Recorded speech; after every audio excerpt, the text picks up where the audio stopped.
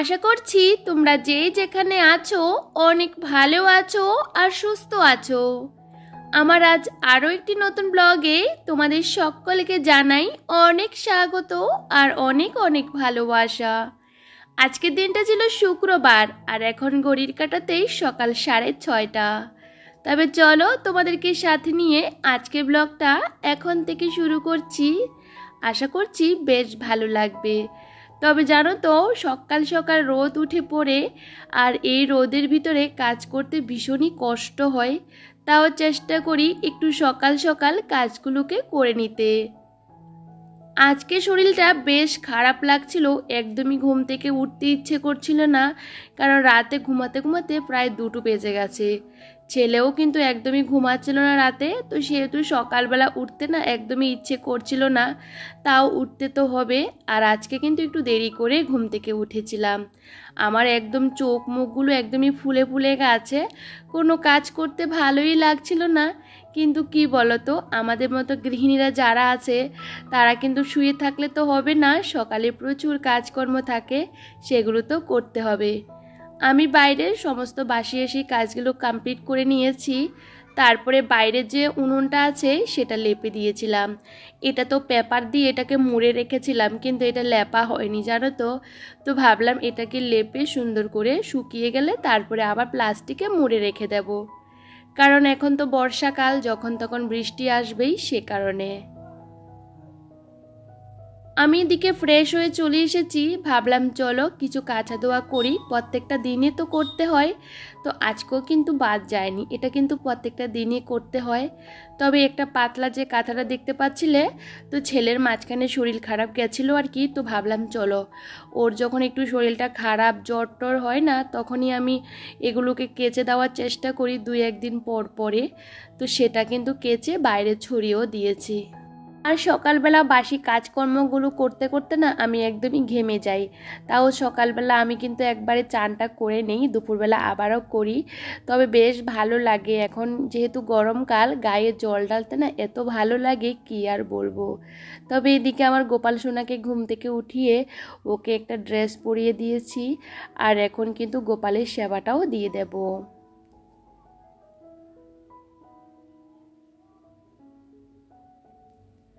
আর এদিকে গোপাল সোনাকে আমি কিন্তু সুন্দর করে সাজিয়ে গুছিয়ে তো দিয়ে দিয়েছি, ওর সকালের খাবারটাও দিয়ে দিয়েছি।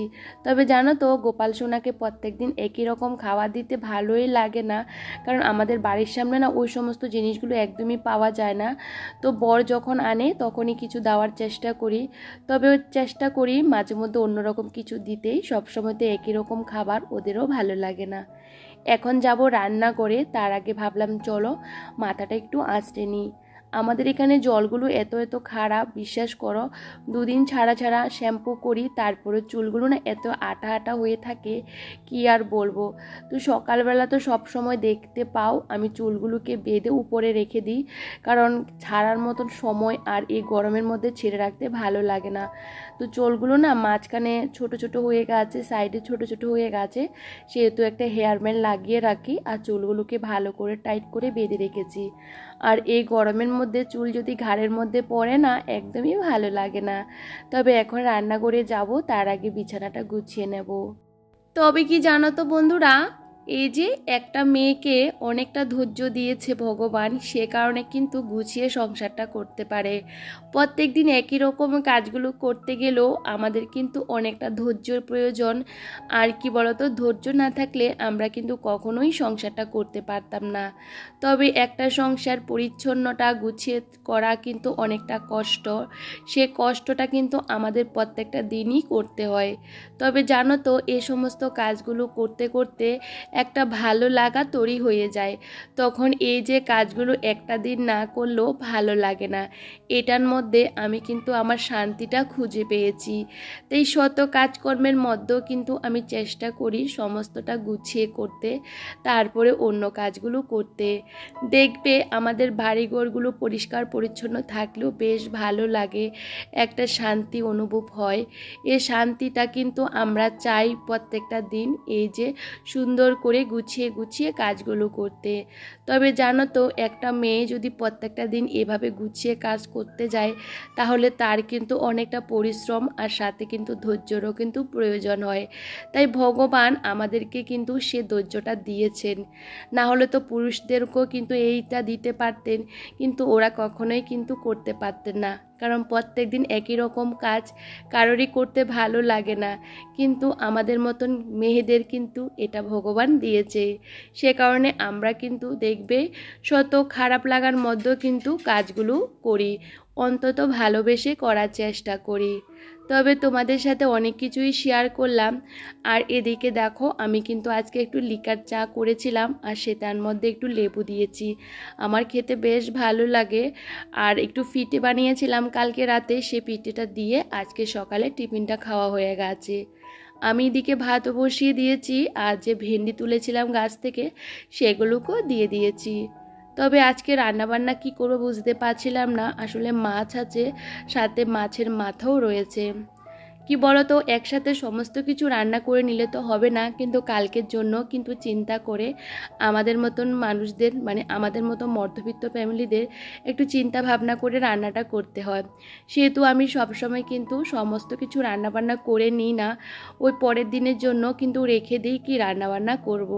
যেহেতু আমাদের দুজনের সংসার, বেশি কিছু রান্নাবান্না করতে হয় না, অল্প কিছু দিয়েও কিন্তু আমি একটু মানিয়ে গুছিয়ে চালিয়ে নিই। তবে জানো তো, আজকে দিয়ে মাছের যে মাথাটা, ওটা দিয়ে মুড়ি ঘন্ট করছি, ভীষণ ভালো লাগে। এটা আমার বাবা ভীষণ পছন্দ করে খেতে। যখন রান্না করছিলাম তখন বাবার কথা ভীষণই মনে পড়ছিল। তবে যেহেতু বাবা কাছে নেই, তো সেহেতু ভাবলাম চলো, আর তো দিতে পারবো না, আমরাই খাবো। অনেক দিন পর কিন্তু মাছের মাথা দিয়ে মুড়ো ঘন্টটা করছি, আমার তো বেশ ভালোই লাগে খেতে। তো যা যা জিনিস লাগবে সমস্ত কিছু আমি রেডি করে নিচ্ছিলাম।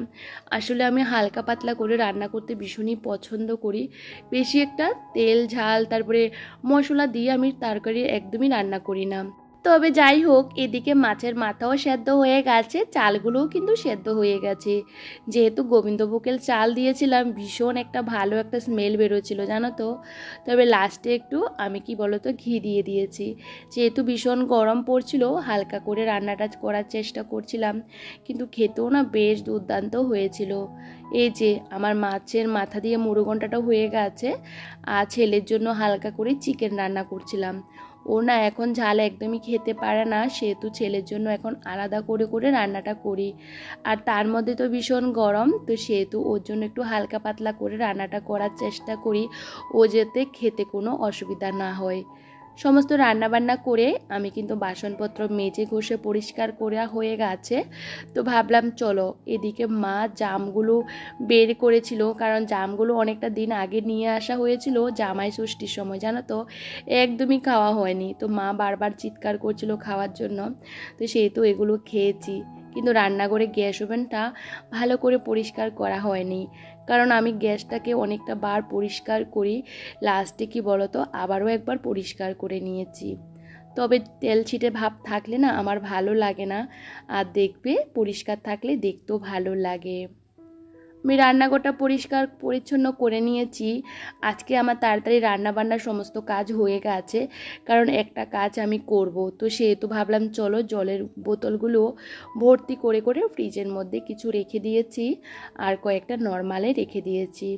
তবে এই জামা কাপড়গুলো সমস্ত তো সকালবেলা কাচা ধোয়া করে দিয়েছিলাম, অনেকক্ষণ আগেই শুকিয়ে গেছিলো, কিন্তু সময়ের অভাবের জন্য আর গুছিয়ে রাখতে পারিনি। আর আমি যখনের কাজ তখনই করে নিতে ভীষণই পছন্দ করি, সেহেতু সে সমস্ত জামা কাপড়গুলোকে এখন গুছিয়ে গুছিয়ে জায়গাতেও রেখে দেবো।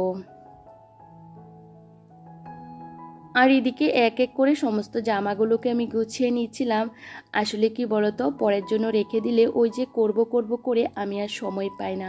বিকালবেলা না আমার ভীষণ তাড়াহুড়ো থাকে, ছেলে ঘুম থেকে ওঠার পর ওকে খাওয়ানো দাওয়ানো থাকে, আর সন্ধ্যার সময় এখন কিন্তু 7টা বেজে যায় সন্ধ্যা হতে হতে, তারপরে ছেলেকে নিয়ে পড়াতে বসি একটু, তারপরে আবার রান্না করতে হয় রাতে, বুঝতে পারো হাতে একদমই সময় পায় না। তো সে কারণেই জামাগুলোকে গুছিয়ে রেখে দিয়েছি। আর বাইরে না ওই যে কিছু লঙ্কা শুকাতে দিয়েছিলাম, আর এই লঙ্কাগুলো আমাদের জমির আর কি, তো সেহেতু বাবার বাড়ি থেকে নিয়ে এসেছিলাম। আর এগুলো এখন কি বলতো গুঁড়ো করব। কারণ এতগুলো লঙ্কা আমি কি করব বলো তো, গুঁড়ো করে নিলে মাঝে মধ্যে তরকারির সাথেও খাওয়া যাবে। আর এমনিতে আমরা কিন্তু গুঁড়ো লঙ্কা একদমই খাই না, আর যেহেতু এগুলো কাঁচা লঙ্কা শুকানো মানে বুঝতে পারছো ক্ষেতের, সেহেতু ভাবলাম চলো, আর ভীষণ পরিমাণের ঝাল, তো সে কারণে ভাবলাম হাতের মধ্যে লাগলে জ্বালা করবে, তার মধ্যে প্রচণ্ড গরম, তো সেহেতু দেখো আমি দুটো হাতে প্লাস্টিক বেঁধে নিয়েছি যাতে কোনো রকম অসুবিধা না হয়। তো এখন এক হাতে কিন্তু আমি এভাবে করে করে চেলে নিচ্ছিলাম, কারণ কি বলতো, মাকে বলেছি তোমাকে ধরতে হবে না, কারণ আমার ছেলে আবার চিৎকার চেঁচামেচি করবে, ওকে রাখতে হবে। আর এগুলো করতে না আমার ভীষণই কষ্ট হয়ে গেছে জানো তো। কষ্ট হলো কি আর করবো বলো তো, এখন সংসার আমার, সমস্ত কিছু আমার, একটু যদি সাশ্রয় হয় তাহলে তো আমার জন্যই বেশ ভালো। সেহেতু বাবার বাড়ি থেকে ওই যে শুকনো লঙ্কা, তারপরে হলুদ গুঁড়ো সমস্তটা কিন্তু আমি নিয়ে নিয়ে আসি, আর সমস্তটা কিন্তু আমি মিক্সিতে গুঁড়ো করে করে এভাবে কিন্তু কৌটোর মধ্যে রেখে দিই। তার আগে ভাবলাম এগুলোকে একটু রোদ খাইয়ে নেব, তবে জানো তো এগুলো করতে না আমার বেশ কষ্ট হয়। তারপরেও কষ্ট হলো কি করবো বলো তো, যদি একটু সংসারের জন্য এই যে সমস্ত জিনিসগুলো একটু কাজে লাগাতে পারলে তো আমার জন্যই ভালো। তো সবসময় অভাবের সংসারে নিজেকে একটু মানিয়ে নিতে চেষ্টা করি, তার মধ্যেও না বেশ ভালো লাগে। তবে এদিকে আমি চান করে চলে এসেছিলাম, আর ভীষণ শরীরটা জ্বালা করছিল জানো তো, যেহেতু এখন দুপুরবেলা জলটা এত এত গরম হয়ে গেছে, তারপরে মোটরটা চালিয়ে দিয়েছিলাম। তো বন্ধুরা, যা পরিমাণে গরম, আর দেখো আমার অবস্থা ভীষণই খারাপ, তার মধ্যে লঙ্কা গুঁড়ো করতে গিয়ে আমার পুরো হাত পা শরীর পুরো জ্বালা করছে। বিশেষ করে এত পরিমাণে জল ঢেলেছি, তারপরেও না মনে হচ্ছে আরও জল ঢাললে ভালো হতো। কারণটা কি বলতো, প্রচুর জলটা গরম হয়ে গেছিলো, তারপরে মোটর চালিয়ে জলটাকে ঠান্ডা করলাম, তারপরে চান করলাম। আর এখন কিন্তু 1:30 বাজে, ছেলেকে এখনও খাওয়ানো দাওয়ানো কিচ্ছু হয়নি, এখন যাব ছেলেকে খাওয়াতে। তো মাঝে মধ্যে আমার একটু দেরি হয়ে যায়, তবে চলো বন্ধুরা ব্লগটা দেখতে থাকো। ছেলেকে খাওয়ানো দাওয়ানো সমস্তটা কমপ্লিট করে ওকে ঘুম পাড়িয়ে দিয়েছি, তারপরে আমি বসেছি খেতে। এই যে লঙ্কার গুঁড়োটা করতে বেশ খানিকটা সময় লেগেছিল, তবে যাই হোক এখন আমি নিজে খাওয়া দাওয়াটা করে নিচ্ছিলাম, সাথে মাও খাচ্ছিল। তবে খাওয়া দাওয়াটা করে মা কিছু আম কেটে নিয়েছে, আর আম খেতে আমার ভীষণ ভালো লাগে। তবে চলো আজকে ব্লগটা এখানেই শেষ করছি, সবাই খুব ভালো থেকো, সুস্থ থেকো।